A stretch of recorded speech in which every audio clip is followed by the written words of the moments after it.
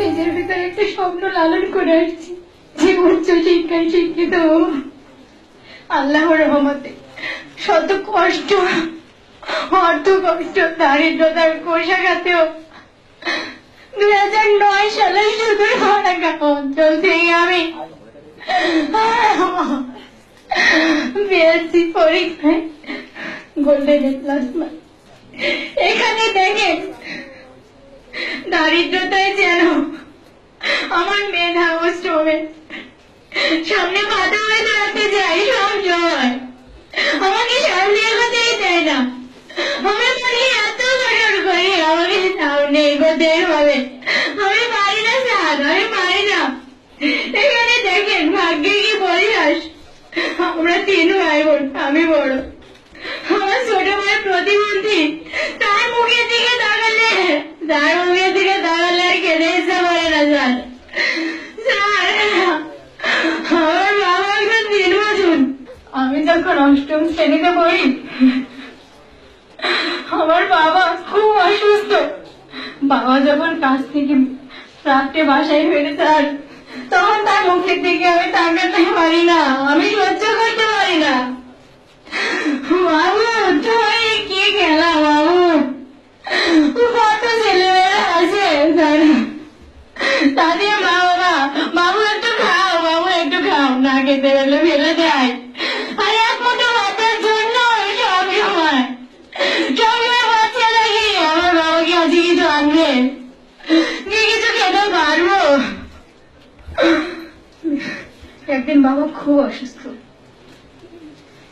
কাজে যেতে পারিনি। বিকাল 4টার সময় যখন স্কুল থেকে বাড়িতে আসি, দেখি আমার ওই প্রতিবন্ধী ভাই আর আমার ছোট বোন আমার দিকে তাকিয়ে তাই কিভাবে কাঁদছে স্যার। আমি সারাদিন কিচ্ছু খাইনি। আমার মা, আমার দুঃখিনী মা কাপড় দিয়ে মুখ লুকিয়ে কাঁদছে।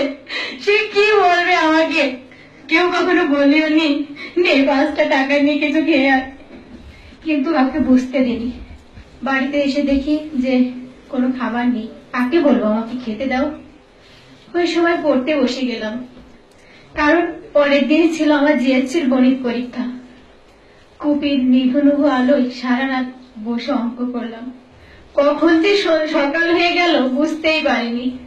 আমার পিছনে আমার মা বাবা, আমার প্রতিবন্ধী ভাই বোন সবাই আমার দিকে তাকিয়ে আছে।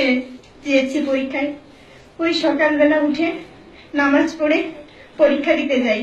যার সময় দেখি আমার সহপাঠী তার মা বলছে, মা এই হরলিক্সটুকু খেয়ে যা, মা একটা গেম খেয়ে যা, তুই তো ভালোভাবে লিখতে পারবি না রে।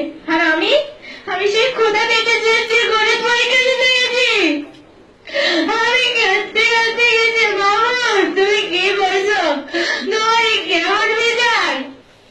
যখন ছাড়া এসে বললো তুমি গোল্ডেন পেয়েছো আমার দুঃখিনী মায়ের মুখে, আমি এই প্রথম একটু হাসি দেখতে পেলাম। আল্লাহর রহমতে এসএসসি পরীক্ষা গোল্ডেন এ প্লাস পেয়েছি। সামনে এগোতে পারবো কিনা বুঝতে পারিনি। হঠাৎ একদিন শুনতে পারলাম যে ইসলামী ব্যাংক থেকে দরিদ্র মেধাবী শিক্ষার্থীদের বৃত্তি প্রদান করা হবে। ইনশাআল্লাহ মহান আল্লাহ পাকের ইচ্ছায় আমি একটা আবেদন করলাম এবং আমার হতাশাময় জীবনে একটা আলো রেখা খুঁজে পেলাম। শুনলাম, জানতে পারলাম আমার আবেদনটি মঞ্জুর করা হয়েছে। এজন্য আমি ব্যাংকের প্রধান অতিথি ও ম্যানেজিং ডিরেক্টরকে আমার আন্তরিক শুভেচ্ছা জ্ঞাপন করছি। আর এই ব্যাংকের সাফল্য কামনা করেছি। সুরাইয়া খানম আমাদের সকলের চোখের পানি ঝরিয়েছে। আমরাও সুরাইয়ার মতো অসংখ্য যারা রয়েছে তোমাদেরকে আশ্বস্ত করতে চাই, তোমরা তোমাদের চোখের পানি মুছে ফেলো, সামনে এগিয়ে যাও, ইসলামী ব্যাংক তোমাদের সাথে রয়েছে। পিএসসিতে এ প্লাস পাই, জিএসসিতেও এ প্লাস পাই।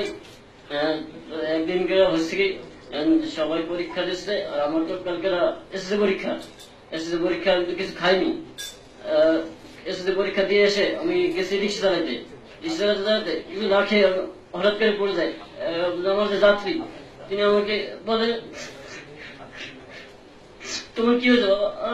আমি কিছু খাইনি, আমি এই পরীক্ষা দিয়ে আসলাম। পরীক্ষা এসে আমার কিছু নেই ঘরে যে খাবো। তা আমি আর রিক্সা ধরে নামছি, সে আমাকে উঠাই নিয়ে একটা হোটেলে নিয়ে গেল, যে বলো চলো তুমি কিছু খাও। আমি বলি, না কাকা আমার রিক্সা রয়েছে, রিক্সা দিতে চায় না, যে তোমার রিক্সা যদি চুরি হয়ে যায়।